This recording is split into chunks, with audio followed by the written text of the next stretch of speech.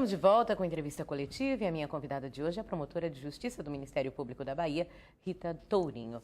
Doutora, a senhora já tem aí 20 anos, né, de carreira. Quais são as mudanças que a senhora acredita que o Ministério Público tenha passado nesse período? Olha, o Ministério Público foi uma instituição que cresceu a partir da Constituição de 88.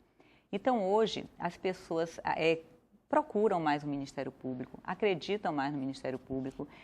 E hoje nós temos uma participação do Ministério Público mais atuante, principalmente naqueles chamados direitos difusos ou coletivos, para o meio ambiente, né? Hoje existe uma participação muito grande no Ministério Público nas questões do meio ambiente. E hoje o meio ambiente vem sendo levado muito a sério, graças também a essa atuação do Ministério Público. Agora, tem gente que reclama, né? Que diz que o Ministério Público é o órgão que entrava grandes obras. Veja só, o que as pessoas têm que ver é o seguinte: o Ministério Público não é contra o crescimento da cidade.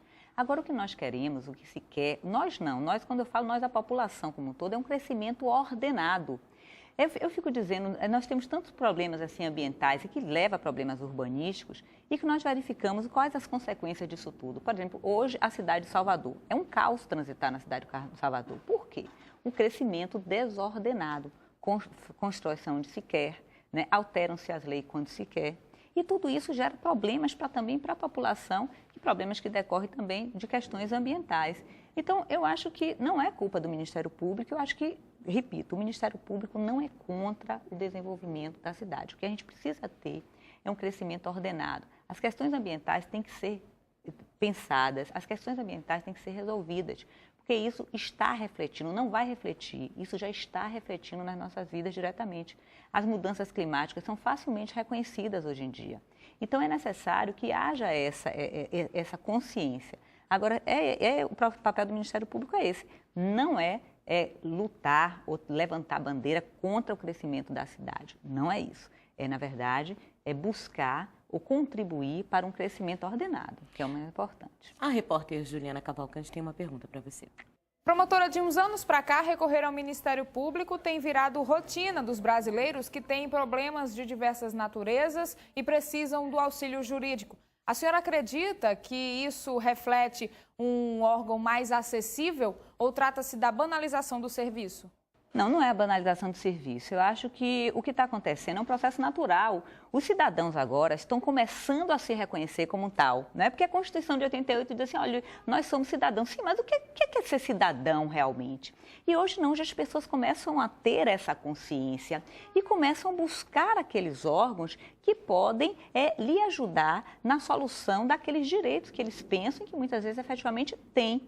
Então o Ministério Público, ele passa a ser um desses órgãos, do mesmo jeito que a Defensoria, que tem crescido muito também, é um órgão que pode auxiliar o cidadão e pode também, não só ele como pessoa, mas como a coletividade como um todo. Então, eu acho que não é uma banalização do serviço, não. Eu acredito que seja uma conscientização que a população está tomando dos seus direitos e que existem órgãos que existem exatamente para ajudá-los a obter esses direitos que eles procuram. Isso, inclusive, com relação ao patrimônio público, porque muitas vezes a gente tem a impressão de que o público não é de ninguém e não que o público é o que de fato é, né, de todos. Veja só, essa consciência vem se alterando, mas eu acho que isso ainda é um processo muito longo.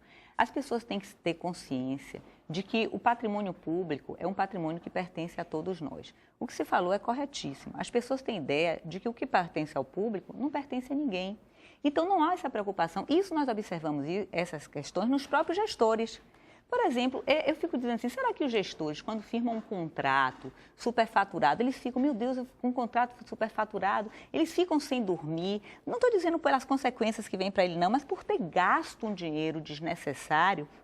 Eu não sinto ainda essa consciência. Que poderia, inclusive, ser utilizado em áreas que trariam melhores benefícios, maiores benefícios para a população, né? Exatamente. Eu acho que no Brasil ainda há uma má gestão de recursos públicos. Eu digo isso assim muito tranquilamente, que eu já trabalho nessa área há mais de 13 anos. Então, posso dizer que eu considero que os recursos públicos ainda não são bem geridos.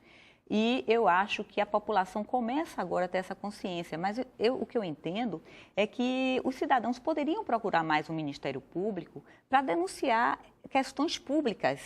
E isso nós não verificamos. Até hoje eu percebo que quem vai no Ministério Público para questionar alguma atitude adotada por um ente público ainda vai porque tem algum interesse pessoal por detrás.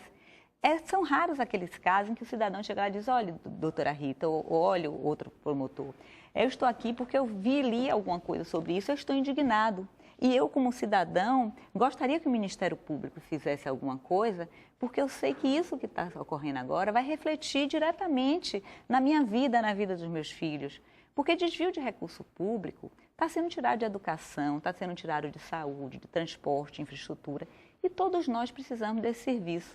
Se hoje todos têm, ou muitos têm, saúde privada, os filhos estudam em escola pública, mas tem outros serviços que não tem como você fazer. Nós vivemos na questão da segurança pública, que é uma questão importante. Mobilidade urbana é uma questão importante. E isso depende de recursos públicos. Não adianta você se encarcerar dentro de casa. Exatamente, né? Essa que é a verdade. exatamente. Então, nós precisamos do governo. Nós todos precisamos. Não existe uma independência, não existe um cidadão que consiga viver à parte do sistema de governo. Então, a gente precisa fiscalizar. Todos precisam fiscalizar.